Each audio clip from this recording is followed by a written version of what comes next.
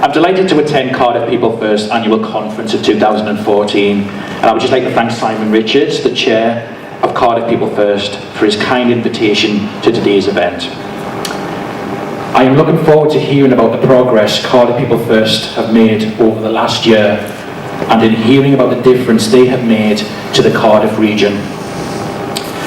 I believe that the beauty of the People First movement in Wales is the fact that all of our members and our groups have complete autonomy. Each group is a separate organisation in its own right. This means that the people of each region in Wales can take direct responsibility in changing the attitudes and promoting awareness of learning disability issues in their own localities. When we come together, we then become All Wales People First, but only because our groups choose to be part of the national family. We exist as All Wales People First purely because you exist, but it is local groups who are the bedrock of People First across Wales.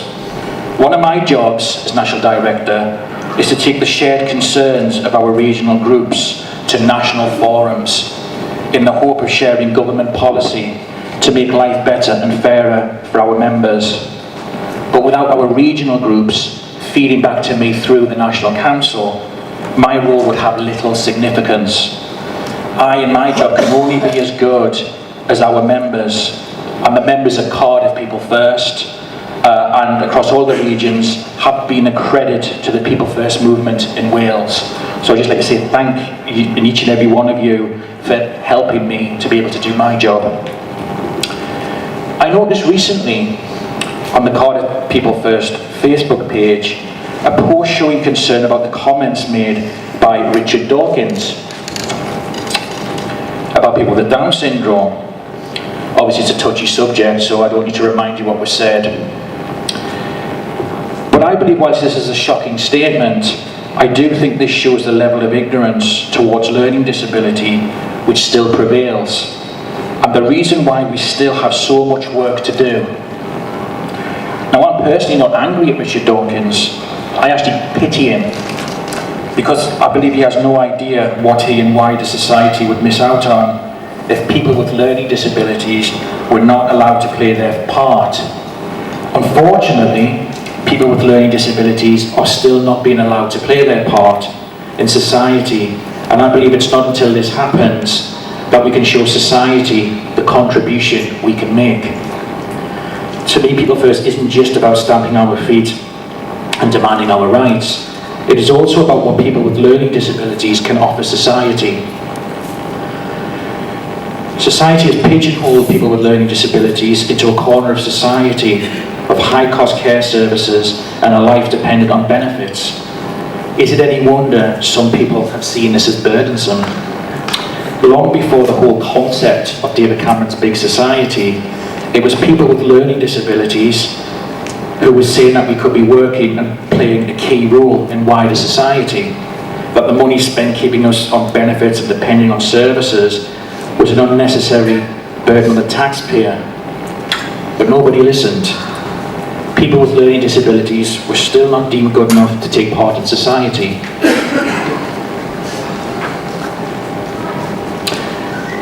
But what does Richard Dawkins, the government and the employment situation have to do with Cardiff People First and the work you do?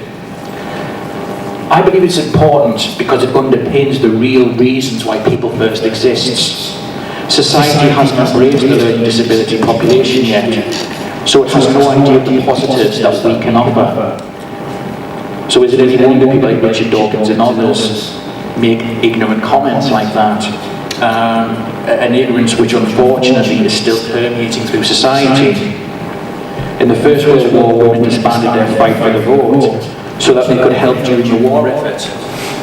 By doing so, they believed they could do the job of men just as well as they could. They actively demonstrated their ability to take part as equals in society, and subsequently, they themselves changed the attitudes of those who were prejudiced against them. People with learning disabilities are in a similar boat.